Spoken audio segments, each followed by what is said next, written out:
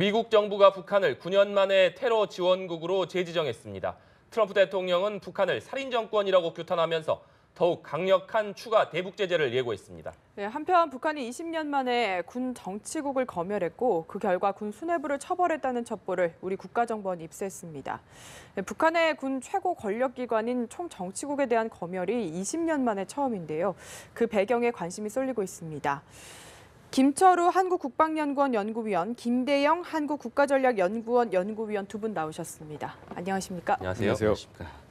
네, 먼저 앞서 말씀드린 대로 미국이 9년 만에 북한을 테러 지원국으로 재지정을 했습니다. 일단 어떤 의미로 봐야 될까요? 그동안 이 테러 지원국 재지정 문제를 많이 예고가 됐는데 네. 그 트럼프 대통령의 아시아 5개국 순방, 특히 서울에서의 국회 연설이나 이런 거 보면 상당히 당초 예상했던 특유의 기질 그런 게 안 나오고 상당히 톤 다운된 수위를 조절하는 발언이 나왔습니다. 근데 다시 워싱턴으로 돌아가니까 네.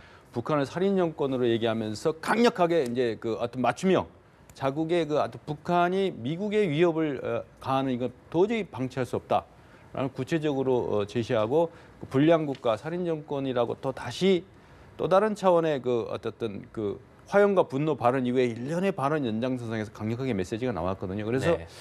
트럼프 대통령의 이 스타일은 상당히 기존에 우리가 예측했던 그것과는 다르다. 북한에 대해서 강력한 기회의 창을 열어놓고 압박하는 게 아니고 최대의 압박을 통해 제재를 강화하고 손들고 나오도록 하는 그런 전략을 쓰면서도 다른 한편으로는 또 대화 가능성도 있다라고 이제 틸러슨 국무장관이 이런 다소 다른 투 트랙으로 이렇게 나가고 있거든요. 그래서 이번에 북한에 대해서 테러 지원국 재지정은 역시 비즈니스맨 출신이라 그런지 핵 문제를 해결하는 거는 중국의 국가 정체성, 국가적인 압력도 중요하지만 확실하게 돈줄을 지겠다. 네. 핵은 돈으로 이렇게 하겠다. 그 돈줄을 확실하게 재는 구체적 조치를 이번에 재무장관이 또 발표한다는 거 아닙니까? 그래서 돈줄의 가장 핵심은 이제 핵이나 미사일을 개발하려면 실제로 달러에 가까운 어떤 현금이 왔다 갔다 해야 되기 때문에 그거를 이 은행 금융 거래 시스템을 완전히 조우겠다는 거죠. 개인이나 주체에 대한 게 아니고 시스템을 한번 목조르겠다. 그러면은 북한이 손들고 나오지 않겠느냐. 이런데 왜 북한은 그때 가만히 있었느냐. 이런 거 보면은 도발의 명분을 축적하는 또 묘한 이중성이 있습니다.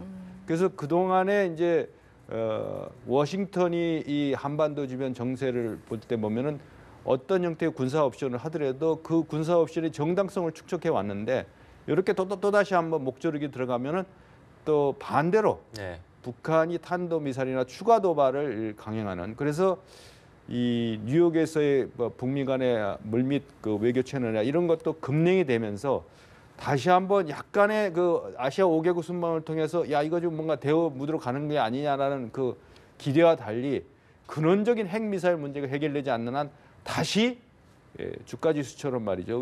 다시 위기지수가 고조되는 상황이 전개되는 첫 단추가 지금 이게 테러 지원국 재지정 문제다 이렇게 봅니다. 네, 추가 도발 이야기는 잠시 뒤에 해보도록 하고요. 이 테러 지원국 재지정 사실은 이미 대북 북한이 여러 가지 제재를 받고 있거든요. 그래서 실효성이 크지 않을 것이다라는 전망도 있는 것 같던데요. 예, 그렇습니다. 이제 북한 같은 경우에 이제 테러 지원국 지정을 받게 된 것이 사실 이제 1988년 서울 올림픽을 앞두고 이제 칼기 폭파 사건이 터지면서 그걸로 인해서 이제 테러 지원국을 지정받게 됐거든요. 그러고 나서 뭐 북핵 위기라든가 이런 가운데서 이제 북미 간의 관계가 좋아지면서 한번 이제 풀렸다가 사실 이번에 이렇게 재지정을 받게 된 것은 북핵과도 연관이 있지만은 뭐 앞서 뉴스에서 보셨다시피 김정남을 말레이시아 공항에서 이렇게 백주 대낮에 화학 테러를 감행하고 이 밖에 이제 오토 원비어 같은 경우에는 사실상 식물인간 상태로 이제 미국으로 돌아왔거든요.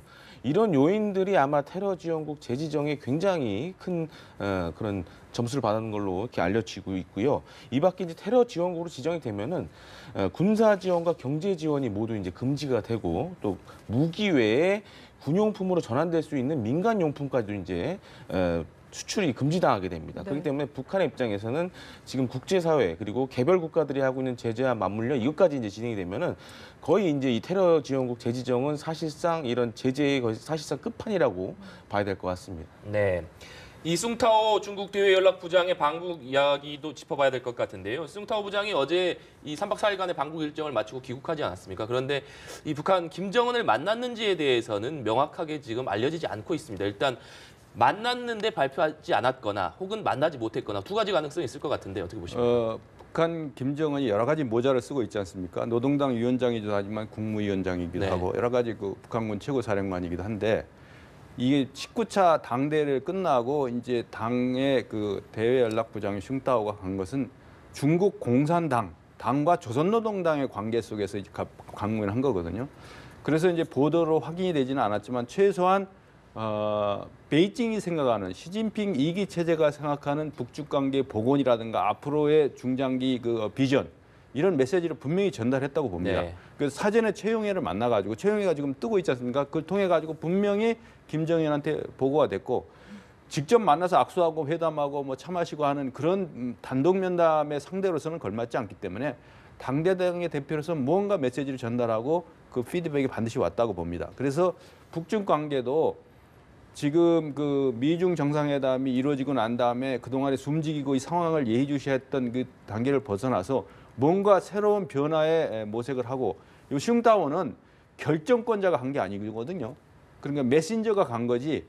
메신저가 간 거지. 그 메시지를 통해 가서 간접 소통의 중재자 역할은 충분히 했다고 봅니다. 그래서 최영해도 만나고 이수용도 만나고 했던 여러 가지 측면을 봤을 때 상당히 중요한 시기에 이루어졌다. 그러니까 과거에 미중 관계 맥락에서 보면은 이런 정도의 인사가 바로 또 평양을 방문하는 거는 그 이례적인데 이번에 같은 경우 보면은 슝따오의 방북이 이제 지금 관전 포인트는 김정은을 만나서 직접 대담을 하고 메시지를 전했냐 아니 이건데 네.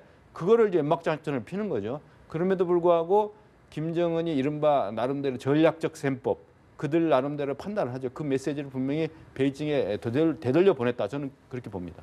네. 사전에 만났냐 안 만났냐 이거 어떻게 좀 전망을 하십니까? 아무래도 만났을 가능성도 있고요. 근데 다만 이제 북한 입장에서는 만나서 이러한 것이 공개됐을 때 이러한 부담을 또 김정은이 책임을 져야 되는 부분이 있을 수가 있습니다. 그렇기 때문에 아마 비공개를 요청했을 수도 있고요. 그리고 이제 안 만났을 경우에는 사실상 지금 그 나왔던 아마 이 김정을 만나기 전에 사전적으로 뭔가 얘기를 했을 겁니다. 거기에는 뭐 북핵을 포기하라든가 여러 가지 조건들이 있었을 텐데 그런 것들이 김정은의 성에 차지 않아서 안 만났을 가능성도 있고요.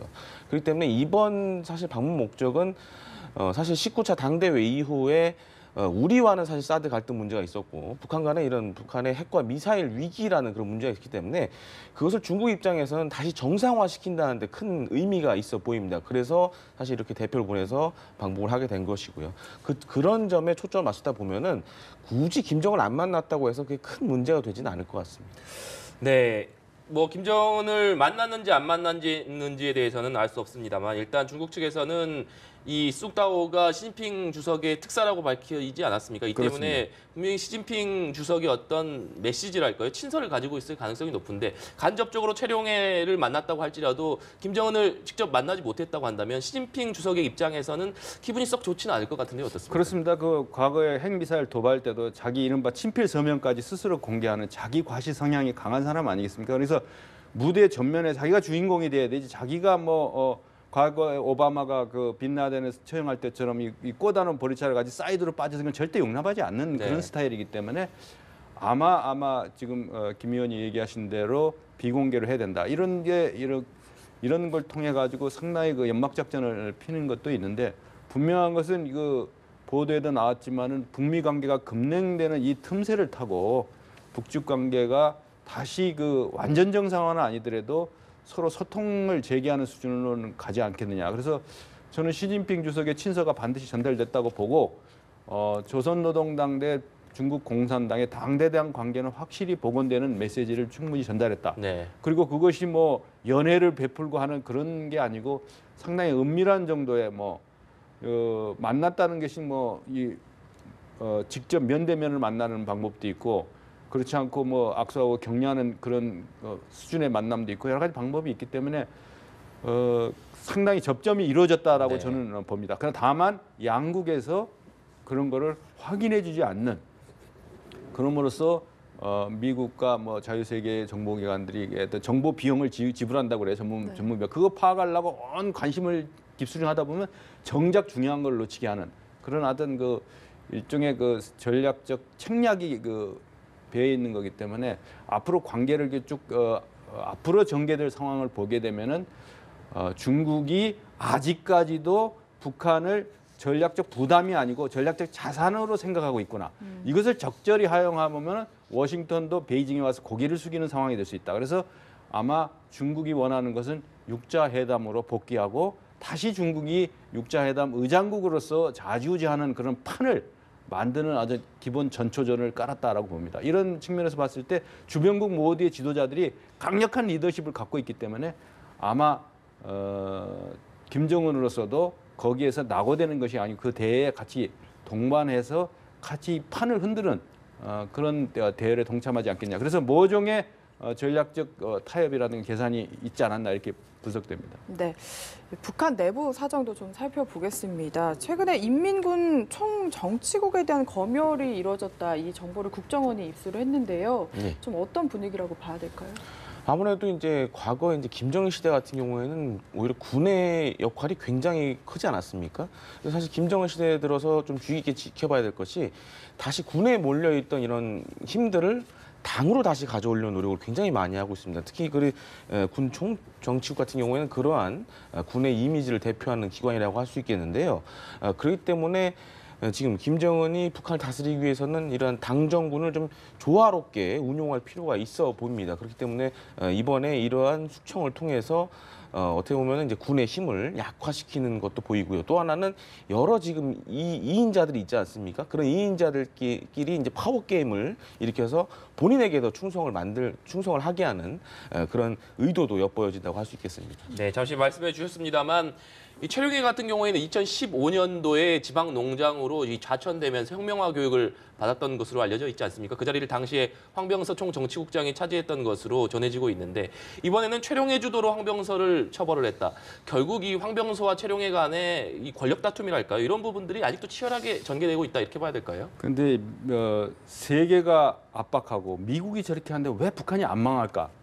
곧 망할 것 같은데 왜 안 망할까? 근데 이게 아주 비밀이 여기 숨어 있는 거예요. 그러니까 2인자를 허락하지 않으면서 그 2인자들 그 주변의 에리트 세력들이 서로 견제와 감시를 하고 그 최용해가 다시 부상하면서 아무도 안 건드렸던 권력의 그 어떤 무풍지대라고 할 수 있는 총정치국 황병서까지 황병서가 그동안에 몸을 많이 낮췄지 않습니까? 과거에 네. 김정은한테 얘기할 때 막 무릎 꿇고 네. 그 얼굴을 손으로 가리는 정도의 그 낮은 자세를 취했음에도 불구하고 이렇게 했다는 것은 그들 간의 치열한 각축전과 권력 암투가 벌어지게 하고 최용해를 통해 가지고 군을 이렇게 장악하는 이런 건도 있는데 전반적으로 봤을 때 총정치국이나 과거에 그 장성택이 채용할 때 김원홍이가 또 나섰고 또 당시에 황병서가 우리 DMZ 목함지뢰 포격 도발 목함지뢰 도발 이후에도 그 당시에 그 여러 가지 회담에도 직접 네. 참석했던 인물인데 그럼에도 불구하고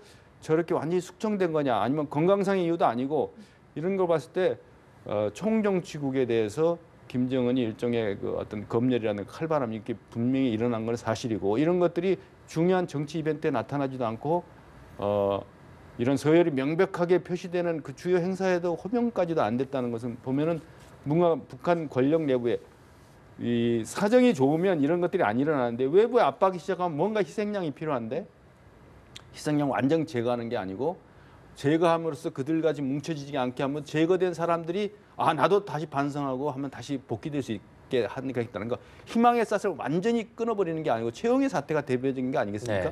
네. 그런 것을 봤을 때 북한 권력이 북한은 하나의 조직으로 봤을 때 조직 지도부를 가장 중요한 그 포지션으로 세우고 아마 조직 지도부장에 그동안에 김정은이 직접 총괄하다가 이제 최용해한테 어느 정도 이 권력을 이양했는데 또 최용해도 어느 순간이 되면 적정한 시기가 되면 또 다른 희생양이 되는 이러한 권력의 쳇바퀴, 권력 암투가 계속 이루어지고 하면서 어떤 사이비 종교 지도자처럼 김정은의 그 어떤 권력의 장악력은 더 강화되는 그런 시스템이 아닌가 이렇게 분석됩니다. 네. 네, 알겠습니다. 오늘 이야기 여기까지 들어보겠습니다. 지금까지 김철우 그리고 김대영 연구위원과 함께했습니다. 말씀 감사합니다.